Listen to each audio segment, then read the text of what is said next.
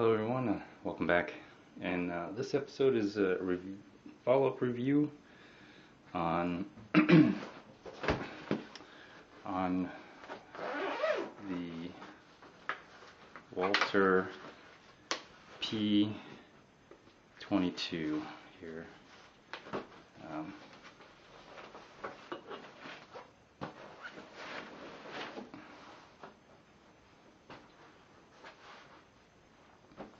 So I did take it out to the range.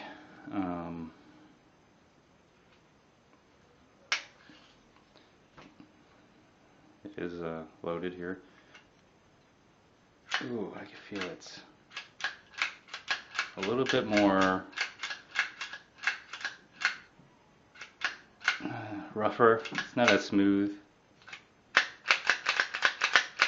So anyways, when I first took it out, I got it straight out of the box.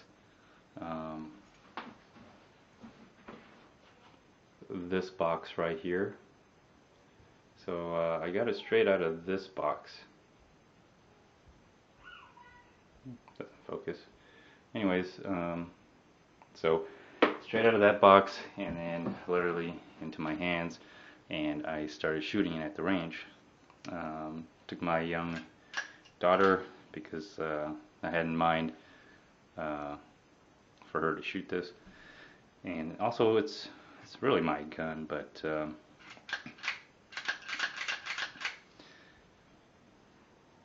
the first like 200 rounds maybe, because I got two of these. Let me see, where's the other one?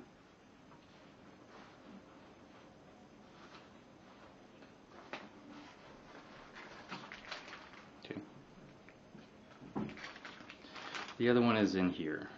In fact, I kind of got, this is the bag of which it comes in, all the small little parts and stuff. So I put the clip in there, already loaded as well.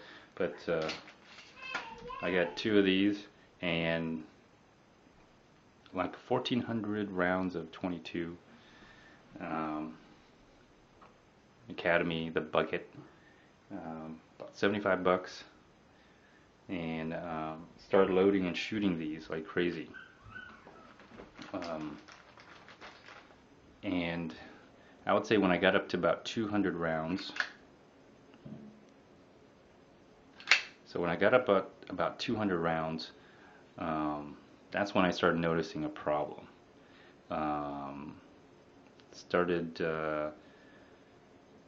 It wouldn't fire even though the hammer did strike. I can't engage it since I don't have any of the clips in here because they're loaded.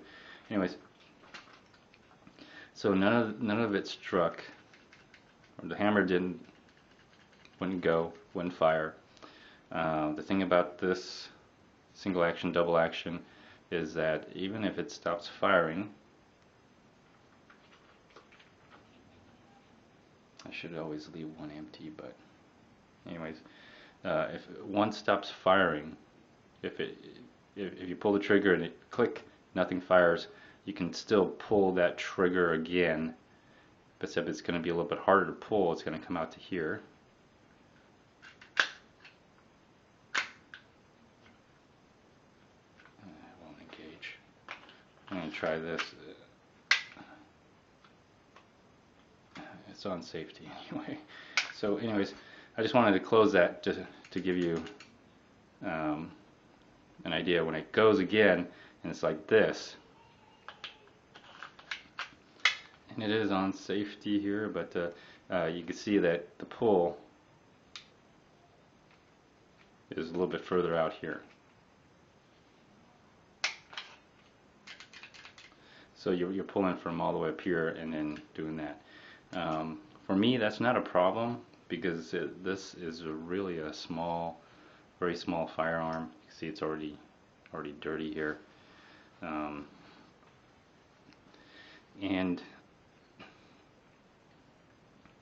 for me to pull this from a single action, I think from this point from a single action versus this being pulled back as a 1 and then 2 double action. I can do it. I could probably do it with one hand. The way I showed my daughter was to grab this gun like this, put your other thumb over it, so she's grabbing right here, put her thumb over here, and then put your trigger in here and pull with 2 fingers. For her, that probably works really well because you don't have to put too much pressure, and it kind of evens out. You don't pull it or push it. It's just pulling like this. And for my fingers, it also works too.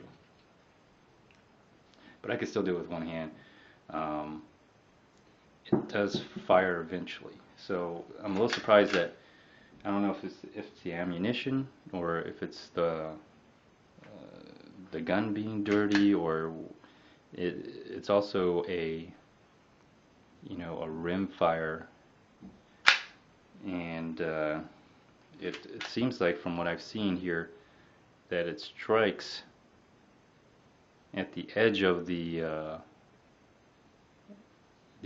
rounds when they go in here. It seems that it just strikes the edge somewhere, and that's how it gets it going. But anyways, let me see what else I have here. I do have something else. No, that's not it. Here it is. I did add, it was a little heavy. I added around the 22s in a bag, and I had actually filled up all the way, and it was just literally too heavy. I took it to the first time I took it to the range, I took the bucket. The second time I took the bucket and this. I wanted to see how much rounds it would go, but this is what I use, Remington, 1400 rounds for 75 bucks. But anyways, so the first time I went, took the bullet and I started shooting around 200 rounds. It started misfiring, so I just had to pull again. For my daughter, pulling with 2 hands, it was still hard, so I told her to cock the hammer again and then fire, and it went off eventually. The rounds did fire off in there. So I told her to just pull the hammer again if it doesn't fire, and pull the trigger, or pull the trigger and do a single action. She had to pull the hammer all the time. For me, I just kept pulling the trigger until the bullet fired. So that's around 200 rounds, and then after that, it would also not feed correctly after a while. It would get stuck right about here sometimes, and then you kind of have to just push it in to get it going, so it didn't feed into the chamber sometimes. There was a lot of misfires for some reason. And then finally, the last part, my daughter was shooting this. It did not fire, so I told her to pull the hammer again and then fire. And for whatever reason, this little latch right here pulls onto the round, supposedly, and then this little piece right here, as it's being pulled back, is what kind of pops it right out. So as it's going like this, it's being hit and then popped out. The last one jammed up to here, like this, kind of like this, and it, for some reason, it wasn't able to snag it and pull it out. And it seized like this, and I couldn't pull it. I couldn't do anything. There was a round in there. It must have discharged and just got stuck, and it seemed like it blew out the sideways back out here more than anything. The powder came up and hit my daughter's face a little bit. She wasn't injured. She had glasses and everything. but she felt the powder probably hit her face as it blew back like this much, and it just blew back. So I say we were about that time we were getting around 300 rounds, and now after using it that much, I didn't check how tight it was, but you could hear some clicking here.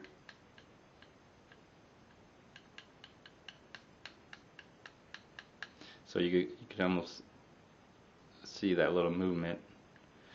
And one thing I noticed, you know, when a gun gets hot, you know, these metals, they expand and they move, and then when they get cold again, they don't really, I don't know, ever go back in alignment. So you could get things just kind of, you know, deform.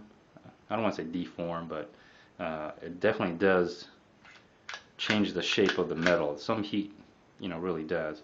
And you could tell after shooting 300 rounds, this is getting hot. And as I was looking in here, let me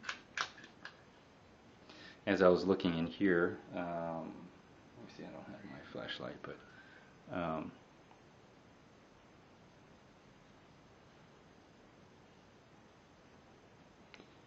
let me see. Anyways, as I looked in here, I saw a lot of debris from the gunpowder and everything.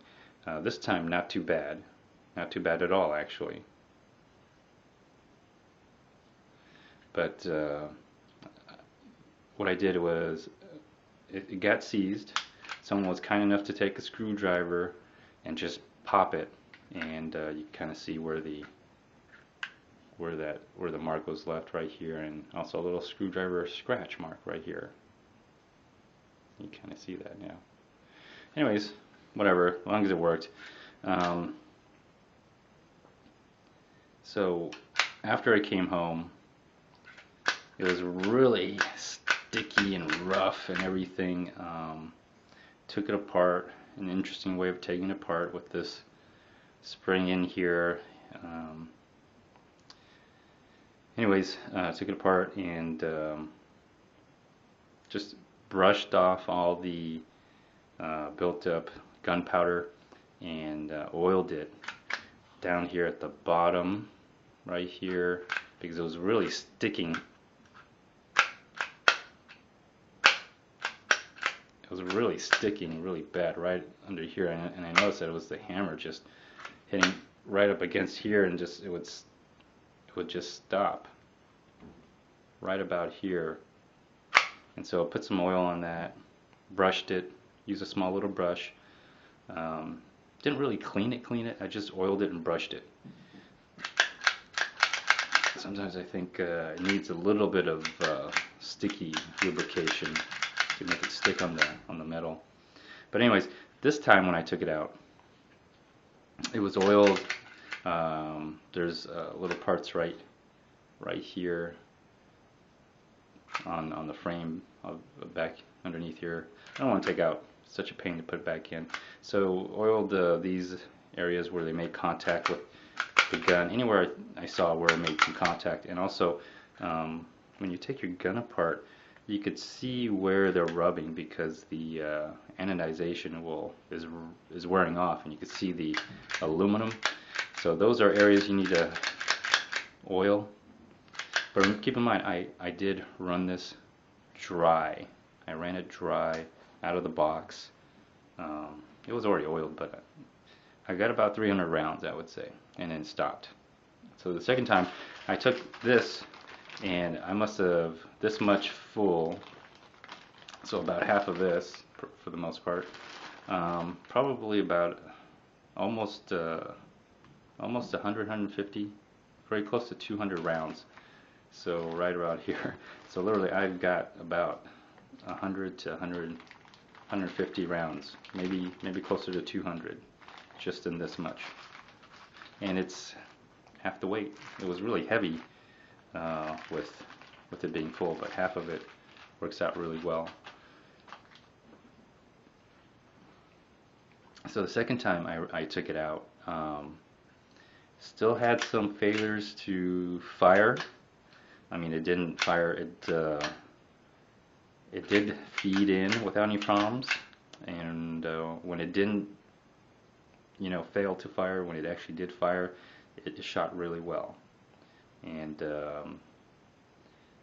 this time didn't try to shoot too much all of a sudden, because I was literally, as soon as we would empty the 2 clips, we would reload, shoot another 2 clips, and we would reload. And I'm reloading one, my daughter's reloading the other one, and we're shooting again, reload, shooting again, reload. And so,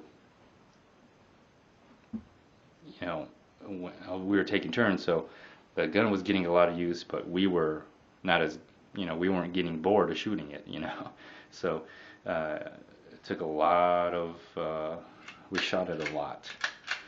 This time, not so much. We didn't shoot it because we know that if we shoot it too much, that it would start having failure to feed, failure to eject,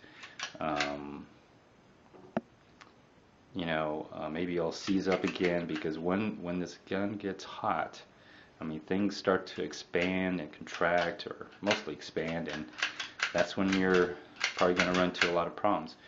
Now that it's been shot, and it feels like it's kind of been worked in, because the second time I took it out, we probably shot around 200 rounds. We didn't go all the way up to 300, but it was well oiled, cleaned, lubricated, not, well, brushed, but not clean, but definitely lubricated.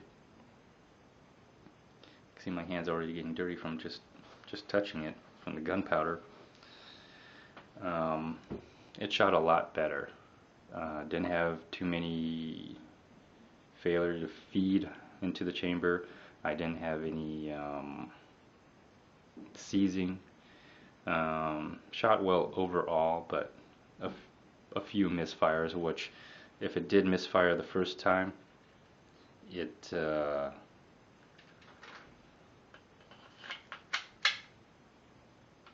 if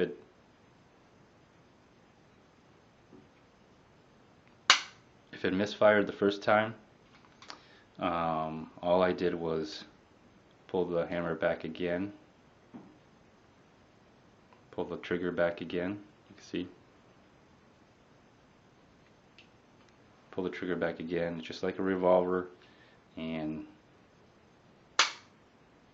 it went the second time. So, is it reliable? Well, if it's very clean and not used, and it's cold, like as in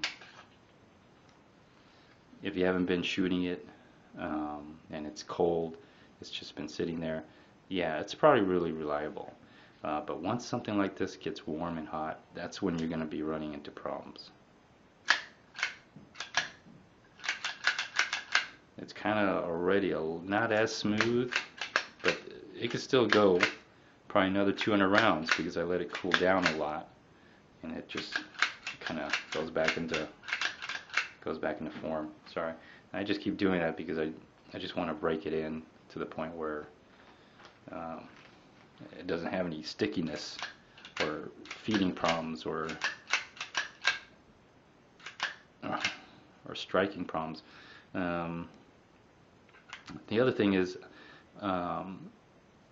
when it didn't fire, I wanted to see what would happen if I try to eject the round, and it didn't work, because the thing would, this little hook right here,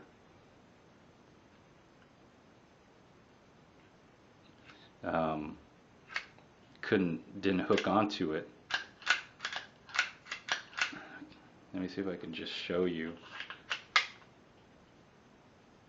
It's on safety here, so I'm going to go ahead and try to feed one in. Alright, it's in the chamber.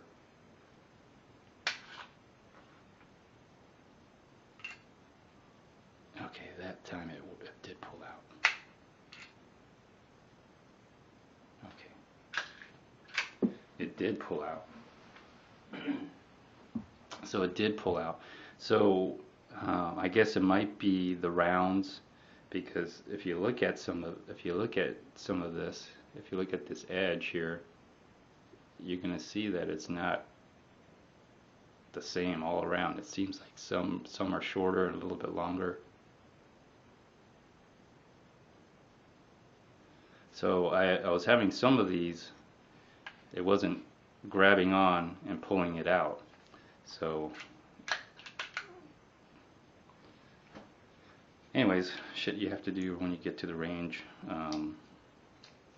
But that was one of the issues I had when this one actually pulled out, but it wouldn't eject, and so I was forced to shoot it out. The other option was, and I added this to my bag, was a simple, and again these are small freebie Harbor Freight screwdrivers. Got a flathead and a Phillips head. So on that one that got stuck in there,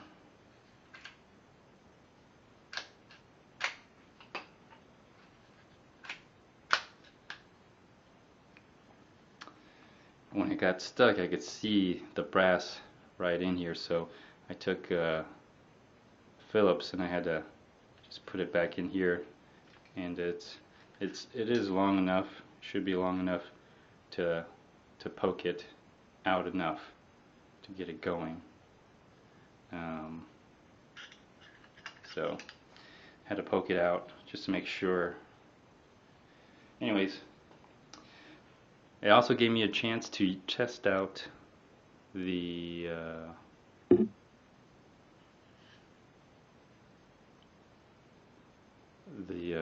adjustment for the windage here, and it out of the box it is not, at least to my eye, not zeroed in.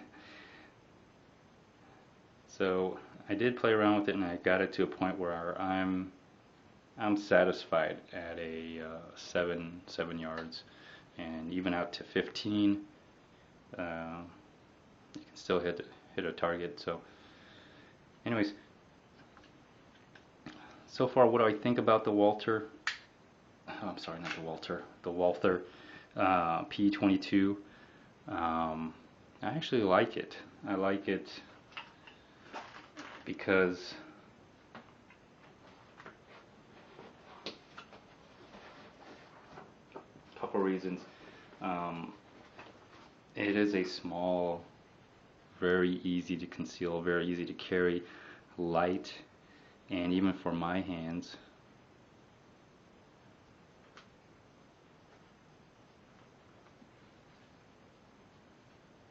it's very comfortable to hold, even with the small grip. But if you had the clip in,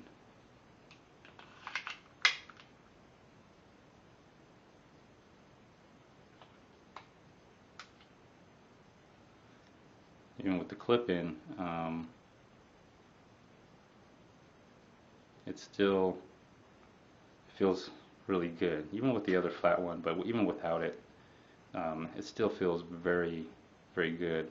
I could hold this really steady, and it's light, and it's small, compact. It's a 22 though. Would it actually kill anybody? It could. I mean, it does shoot. It makes a loud noise, and at close range it's probably lethal. At further ranges, maybe not as lethal, but it does cause injury. I think overall it's a good gun to have with the way I'm set up here. So let me see if I could just put all this stuff back in here.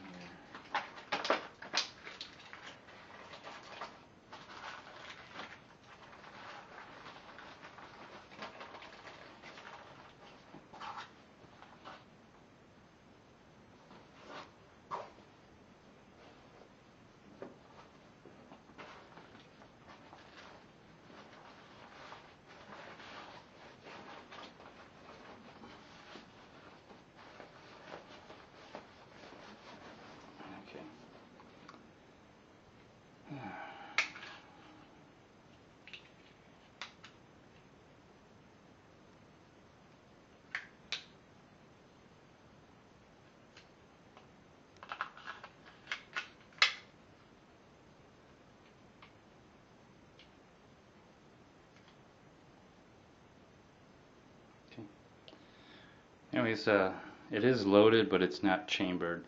I think a gun like this is, because I'm not gonna put it into a holster, because this is my holster, and you see that's where it goes in like this. So I get this up to be a little bit flatter. There we go.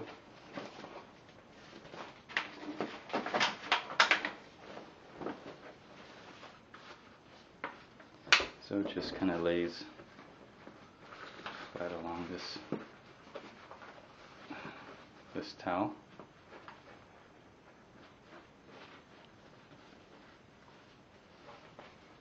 And then with my drink right over it, trying to scoot it back a little bit more.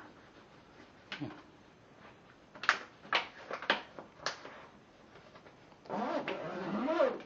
So this makes a nice little pocket right here just for it, and keeps it in there. And you can see the nice Bab-A-Lot.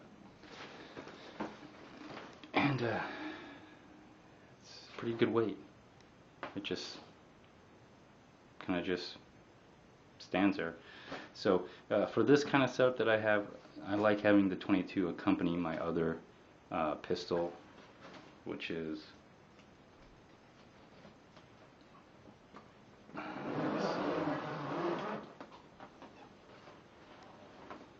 the I don't know if you see it, which is my AR-15 pistol.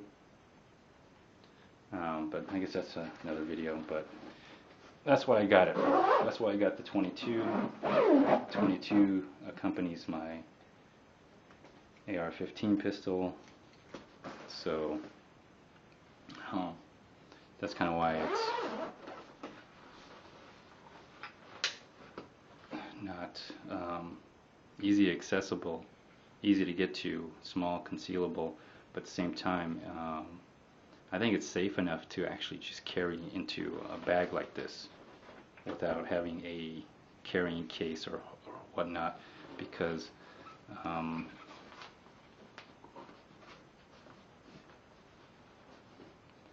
this is my carrying case for my pistol. This is my shoulder holster. Here's the belt. Here's the belt. Here's where my shoulder goes. Carrying case, whatever. So this is my holster carrying case, and it works really well for me. So that's my review on the Walther. Well, not the Walther. The Walther P22. Let me see, it says right here, P22. There you go. And overall, I did have my reservations because when I first got it, it was it worked really good for the first 100 rounds, but after the first 100 rounds, it started getting really sticky. Feels like a lot of blowback, a lot of gunpowder built up. So if you want it new out of the box and you want to use it the first 100 rounds, you'll have no problem. After that, you probably want to start cleaning it. I don't think this is a gun you want to use for 300 rounds at once. But after you clean it, and after I guess you take it apart, learn about it a little bit more, understand where the problems might happen, where to clean, where to keep oiled, it works pretty good. Other than some for not, how do I say it? Misfires. There's a lot of misfires on this, it seems, but when you get it new, or when you just right after you clean it, it shoots really great, about 100 rounds, and I think after that it gets dirty, and that's when things start happening, in my opinion. I've only shot it twice, but each time I shot it, I shot over 100 rounds, and I know when I go over 100 rounds, I start having some problems. When I'm at 100 rounds or under 100 rounds, it shoots just fine. shoots actually really great in my opinion. I shot it down to 15 yards, and it shoots an 8x10 target, which is good for me. I'm okay with that. So I finally got the sights in where I want it.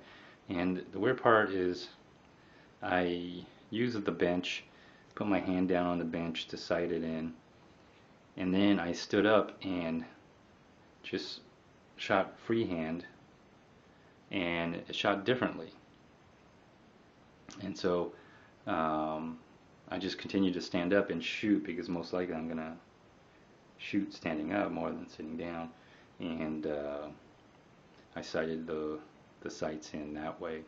I think that's a better option. So I'm going to keep the sights. I didn't adjust the front. I guess you just have to get an idea of how high or how low, let